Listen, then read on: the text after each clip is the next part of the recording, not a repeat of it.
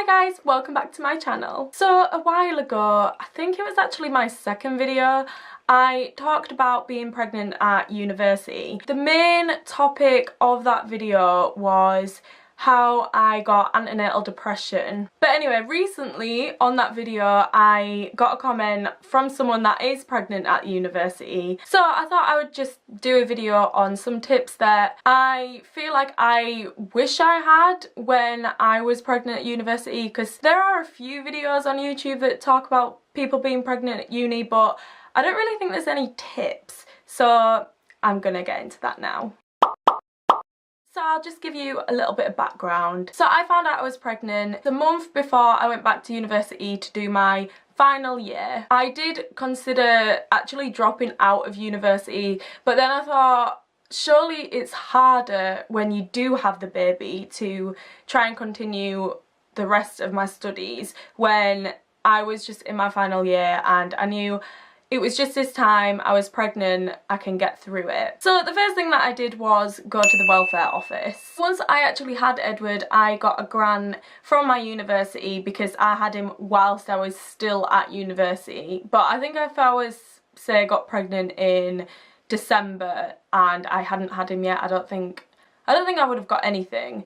But they are incredibly helpful. So the first 2 trimesters were okay financially because I was still working, and obviously you have your student loan as well. But it was the 3rd trimester which was really hard, and I went to the office because I was living in terrible housing. It was damp, it was cold, and I was getting bullied by my housemate, and she was awful. So what I wanted to do was move house for the final trimester, and they told me that they would help with some costs if I needed it, but in the end I actually decided not to go through with it. Because I only had a few months left, I thought I can't really deal with the stress of moving house again. But just know that the welfare office is there to help you if you do need any help with more costs. Number 2, let your lecturers know that you're pregnant. So this was definitely the best thing that I did. I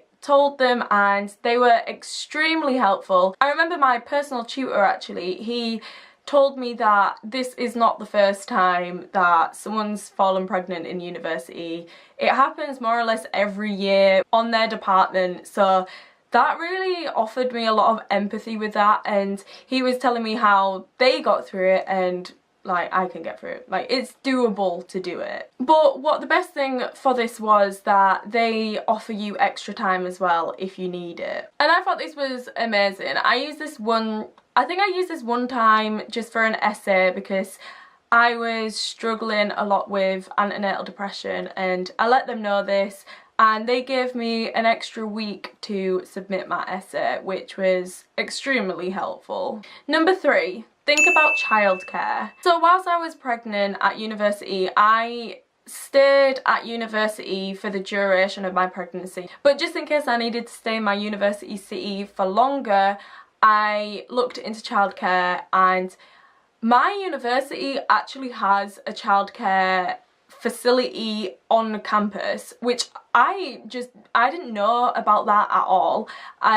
It was located like next to the gym, and I used to go to the gym all the time, so I have no idea how I missed that. But my point is that your university might offer this and you just might not know about it. Mainly these facilities are for students that have children, and also lecturers, they put their children in this childcare as well. It's at a cheaper cost and it's just really convenient. It's right on campus, so that was amazing if I did have to use that facility. But in the end, once I did have Edward, I just came back home. So number 4, get counselling. I think more or less every university has this sort of facility. Maybe some counselling services at their universities are more advanced than others, but mine was just the basic counselling where you went and it was like talk therapy, and it was just there for someone to listen to you. I thought this was okay, but I don't know, I don't like counselling, and it just really wasn't for me. but I did actually go on to have CBT once I did have Edward, and I'm going to do a whole video on that and the advantages of CBT and how amazing it was and how I think everyone should have it. Number 5.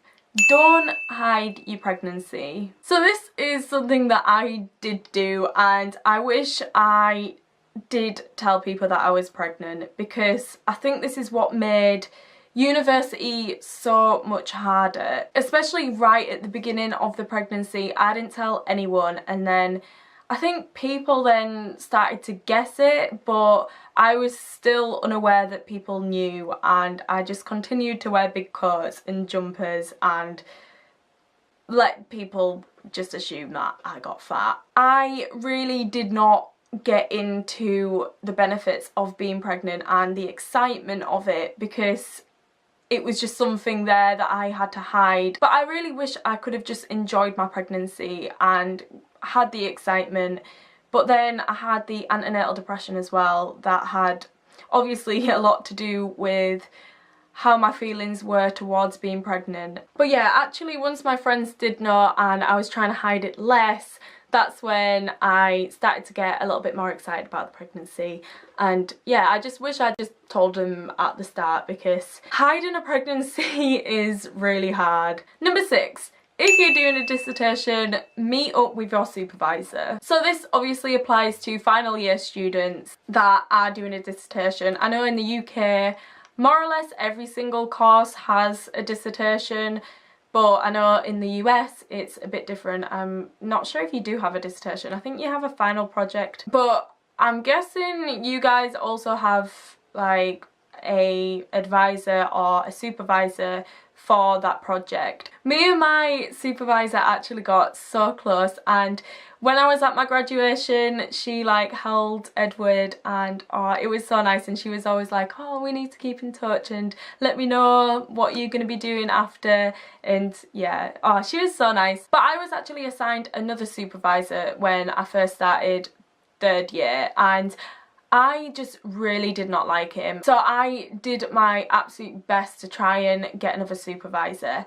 And yeah, I'm really glad I did, and I really don't think I would have got a first in my dissertation if I hadn't have had my supervisor. So yeah, definitely take advantage of them. Number 7 is that surprisingly you have more time on your hands. I know that in 1st year and 2nd year I would go out all the time and I would be drinking so much that I would have hangovers for days. But when you're pregnant, well, at least when I was pregnant, I didn't drink and I wasn't going out as much. I still went to the club maybe a few times, which was a terrible experience. Don't go to the club when you're pregnant. Number 8 is try your hardest with your studies in the first part of your pregnancy. So for me, this was my 2nd to last semester. So my aim for my whole degree was to get a first. So for these classes that I had, I really tried my hardest,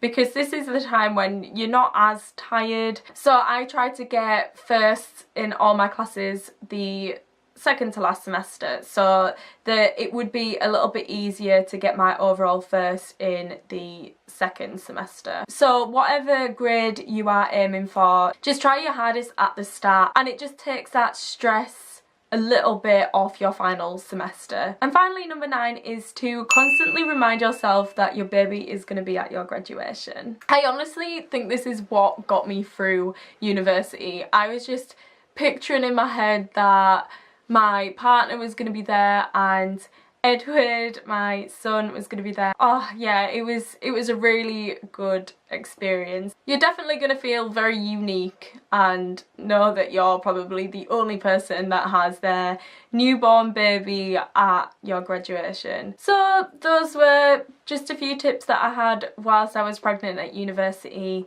So if you are pregnant at university and you have any questions, then feel free to leave a comment down below or message me on my social media accounts. I mainly use Instagram, so DM me on that. I always reply to all of you guys that message me. So that's it for this video. I hope you enjoyed it. Don't forget to give me a thumbs up and hit that subscribe button, and I'll see you next time.